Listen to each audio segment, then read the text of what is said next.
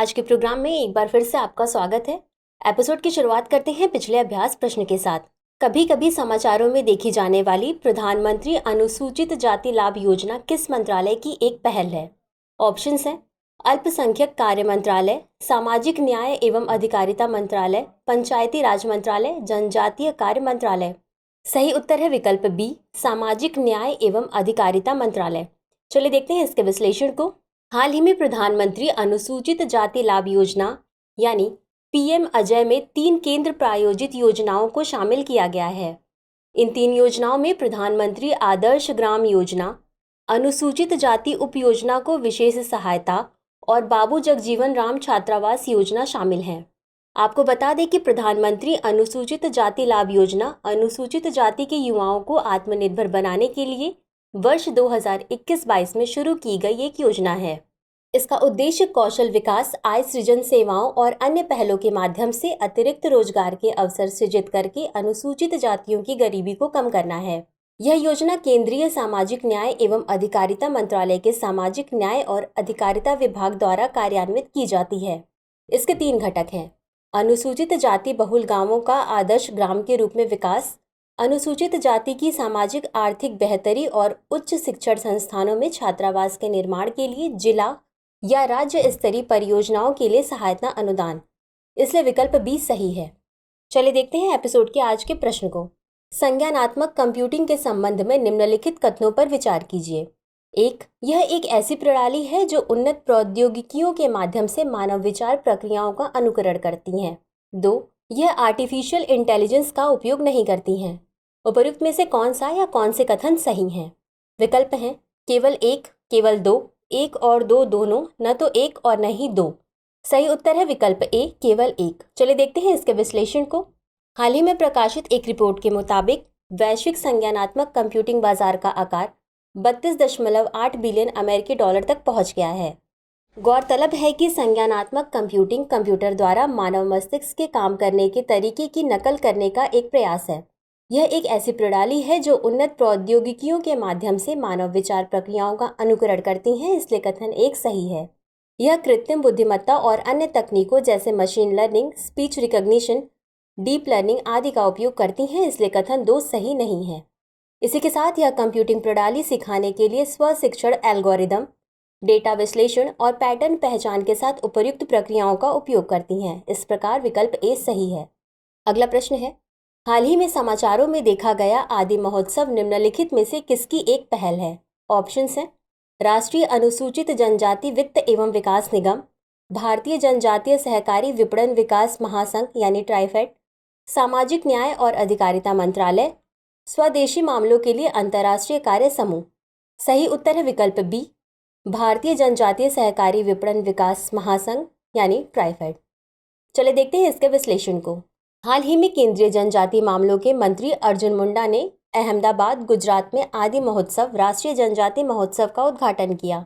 आपको बता दें कि आदि महोत्सव tribal cooperative marketing development federation of India limited यानी ट्राइफेड का एक महत्वपूर्ण कार्यक्रम है। इसका उद्देश्य आम लोगों को एक ही स्थान पर आदिवासी समुदायों के समृद्ध और विविध शिल्प तथा संस्कृति से परिचित कराना है। बताते चले कि ट्राइफेड भारत सरकार के जनजातीय कार्य मंत्रालय के प्रशासनिक नियंत्रण के तहत एक राष्ट्रीय स्तर की एक सहकारी संस्था है। इसकी स्थापना भारत सरकार द्वारा बहुराज्य सहकारी समिति अधिनियम 1984 के तहत अगस्त 1987 में की गई थी। यह निकाय देश के आदिवासी लोगों के सामाजिक और आर्थिक विकास के लिए काम करता है, इसलिए विकल्प बी सही है।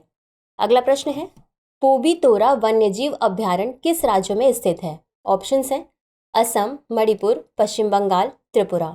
सही उत्तर है विकल्प ए, असम। चले देखते हैं इसके विश्लेषण को। हाल ही में पोबीतोरा वन्यजीव अभ्यारण्य को एक बार फिर आधिकारिक तौर पर खोल दिया गया है।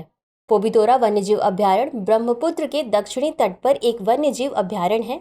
यह असम में गुवाहाटी से सटे मोरी गांव जिले में स्थित है। इसे वर्ष 1971 में आरक्षित वन और वर्ष 1987 में वन्यजीव अभ्यारण्य घोषित किया गया था। यह एक सींग वाले गैंडे की आबादी के लिए जाना जाता है। गैंडे के अलावा यहाँ पाए जाने वाले अन्य जीवों में तेंदुआ, जंगली सूअर, बार्किंग डियर, जंगली भैंस आदि शामिल हैं। यह अभ्यारण्य 2000 से अधिक प्रवासी पक्षियों और विभिन्न सरीसृपों का भी घर है, इसलिए विकल्प ए सही है। अगला प्रश्न है, निम्नलिखित में से कौन सा कथन नैनो यूरिया की सबसे अच्छी व्याख्या करता है? ऑप्शंस हैं, खेती में दक्षता बढ़ाने के लिए बनाया गया एक प्रकार का उर्वरक, अंतरिक्ष उद्योग में उपयोग की जाने वाली एक क्रांतिकारी सामग्री, नैनो आकार की पेंसिलों का एक ब्रांड, गहरे समुद्र की खदानों में पाए जाने वाला एक दुर्लभ रत्न। सही उत्तर है विकल्प ए, खेती में दक्षता बढ़ाने के लिए बनाया गया एक प्रकार का उर्वरक। चलिए देखते हैं इसके विश्लेषण को। हाल ही में केंद्रीय गृह मंत्री अमित शाह ने गुजरात के गांधीनगर के कलोल में इफ्को के नैनो डीएपी प्लांट का उद्घाटन किया है। इस अवसर पर उन्होंने कहा कि नैनो यूरिया किसानों को प्राकृतिक खेती पर स्विच करने में मदद करेगा। आपको बता दें कि नैनो यूरिया एक प्रकार का उर्वरक है जिसे नैनो तकनीक का उपयोग करके विकसित किया गया है। इसे कृषि में उपयोग किए जाने वाले पारंपरिक यूरिया उर्वरकों से जुड़ी कुछ चुनौतियों का समाधान करने के लिए डिजाइन किया गया है। यह यूरिया नैनो कणों से बना होता है जो पारंपरिक यूरिया उर्वरकों में पाए जाने वाले यूरिया कणों से काफी छोटे होते हैं। यह कृषि में कई लाभ प्रदान करता है, जैसे यह पोषक तत्वों को धीरे धीरे जारी करता है जिससे पोषक तत्वों की हानि कम होती है और वे लंबे समय तक फसलों को उपलब्ध होते हैं। यह संभावित रूप से नाइट्रोजन अपवाह और लीचिंग को कम कर सकता है जो जल प्रदूषण में प्रमुख योगदान करता है। अगला प्रश्न है, निम्नलिखित में से कौन सा समूह भारतीय वायुसेना में सही पदानुक्रम का प्रतिनिधित्व करता है? Option A, air chief marshal, air marshal, air commodore, group captain, wing commander. B, air chief marshal, air commodore, air marshal, group captain, wing commander. C, air marshal, air chief marshal, air commodore, wing commander, group captain. D, air chief marshal, air marshal, group captain, wing commander, air commodore. सही उत्तर है विकल्प A, air chief marshal, air marshal, air commodore, group captain, wing commander. चलिए देखते हैं इसके विश्लेषण को। हाल ही में एयर मार्शल साधना एस नायर भारतीय वायुसेना यानी आईएएफ की चिकित्सा शाखा से एयर मार्शल के पद पर पदोन्नत होने वाली दूसरी महिला अधिकारी बनी हैं। प्रश्न के संदर्भ में बात करें तो भारतीय वायुसेना की रैंक संरचना यूनाइटेड किंगडम की रॉयल एयर फोर्स पर आधारित है जो इस प्रकार है। भारतीय वायुसेना में सर्वोच्च पद का अधिकारी एयर चीफ मार्शल होता है। यह व्यक्ति वायुसेना प्रमुख के रूप में कार्य करता है और संपूर्ण वायुसेना और उसके संचालन की देखरेख के लिए जिम्मेदार है। एयर मार्शल भारतीय वायुसेना में दूसरी सबसे बड़ी रैंक है। यह संचालन और कमान के विशिष्ट क्षेत्रों के लिए जिम्मेदार है। एयर मार्शल के बाद एयर कमोडोर वरिष्ठ अधिकारी होते हैं जो भारतीय वायुसेना के भीतर विशिष्ट विंग या समूहों की देखरेख के लिए जिम्मेदार होते हैं। इसके बाद ग्रुप कैप्टन भी वरिष्ठ अधिकारी होते हैं जो स्क्वाड्रनों की कमान संभालने और उनकी इकाइयों की परिचालन तैयारी सुनिश्चित करने के लिए जिम्मेदार होते हैं। वहीं विंग कमांडर वरिष्ठ उड़ान अधिकारी होते हैं जो विशिष्ट स्क्वाड्रनों, विंगों या इकाइयों के प्रबंधन और कमान के लिए जिम्मेदार होते हैं। यह मिशन योजना और कार्यान्वयन में महत्वपूर्ण भूमिका निभाते हैं। इस प्रकार विकल्प ए सही है। अगला प्रश्न है, जीन एडिटिंग के बारे में निम्नलिखित कथनों पर विचार कीजिए। एक, यह जीवित जीवों में डीएनए अनुक्रमों के सटीक संशोधन की अनुमति देती है।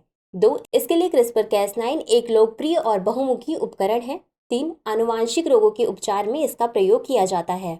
उपर्युक्त में से कितने कथन सही हैं? विकल्प हैं केवल 1, केवल 2, सभी 3, कोई भी नहीं। सही उत्तर है विकल्प सी, सभी 3। चलिए देखते हैं इसके विश्लेषण को। हाल ही में शोधकर्ताओं की एक टीम ने डेंजर नामक एक जीनोम एडिटिंग सॉफ्टवेयर टूल विकसित किया है।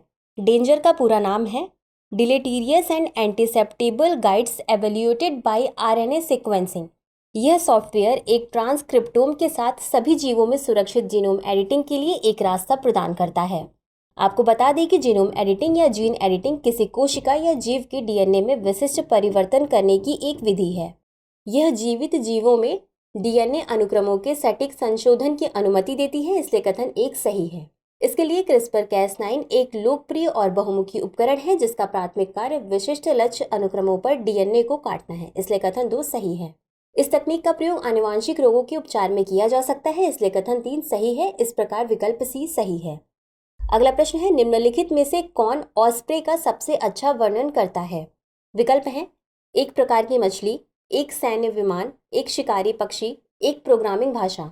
सही उत्तर है विकल्प सी, एक शिकारी पक्षी। चलिए देखते हैं इसके विश्लेषण को।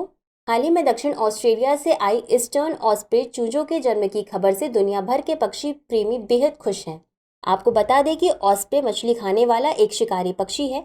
यह सफेद सिर और गहरी आंखों वाली धारी के साथ अपनी आकर्षक उपस्थिति के लिए जानी जाती है। ऑस्प्रे अंटार्कटिका को छोड़कर हर महाद्वीप पर पाया जाता है और मीठे एवं खारे पानी के आवासों से मछली का शिकार करने में विशेष रूप से कुशल है।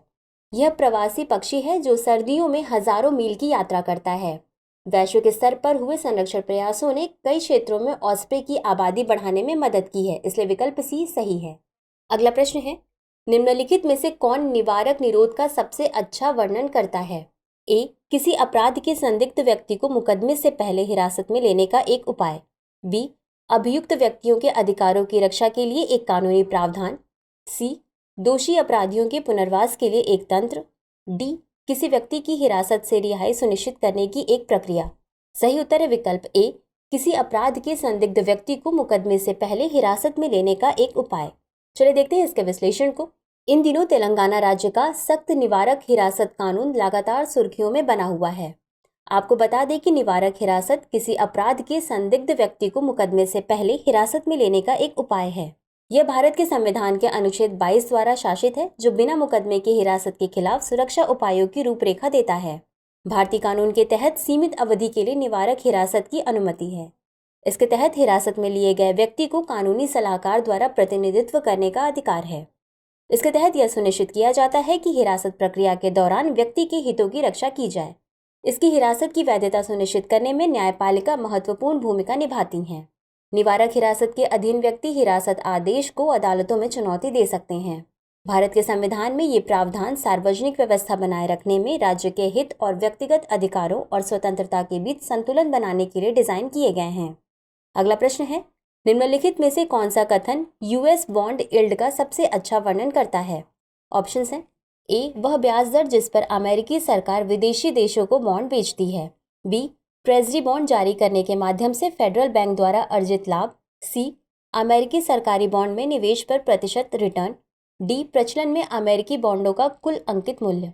सही उत्तर विकल्प सी, अमेरिकी सरकारी बॉन्ड में निवेश पर प्रतिशत रिटर्न। चलिए देखते हैं इसके विश्लेषण को। हाल ही में अमेरिकी बॉन्ड यील्ड 16 साल के उच्चतम स्तर 5% पर पहुंच गई है। बता दें कि यूएस बॉन्ड यील्ड से तात्पर्य उस निवेश पर रिटर्न से है जो कोई व्यक्ति या इकाई अमेरिकी सरकारी बॉन्ड में निवेश करने पर अर्जित करने की उम्मीद कर सकता है। इसे आमतौर पर प्रतिशत के रूप में व्यक्त किया जाता है। यह बॉन्ड के अंकित मूल्य, इसकी कूपन दर और इसकी वर्तमान बाजार कीमत सहित विभिन्न कारकों द्वारा निर्धारित होती है। जब बॉन्ड का बाजार मूल्य बढ़ता है तो उसकी यील्ड घट जाती है। यह यील्ड निवेशकों के लिए एक आवश्यक संकेतक है, क्योंकि यह अन्य निवेश विकल्पों की तुलना में सरकारी बॉन्ड के आकर्षण का आकलन करने में मदद करती है। अधिक यील्ड आमतौर पर उच्च रिटर्न का संकेत देती है, लेकिन इससे उच्च जोखिम भी हो सकता है, इसलिए कथन सी सही है। चलिए देखते हैं आज के अभ्यास प्रश्न को। हाल ही में किस संस्था या संगठन ने अंतर्राष्ट्रीय प्रवासन आउटलुक यानी इंटरनेशनल माइग्रेशन आउटलुक 2023 जारी किया है? ऑप्शंस हैं, संयुक्त राष्ट्र, आर्थिक सहयोग और विकास संगठन, विश्व बैंक, अंतर्राष्ट्रीय मुद्रा कोष। इस प्रश्न का उत्तर कमेंट बॉक्स में जरूर दें। आज के लिए बस इतना ही, शुक्रिया।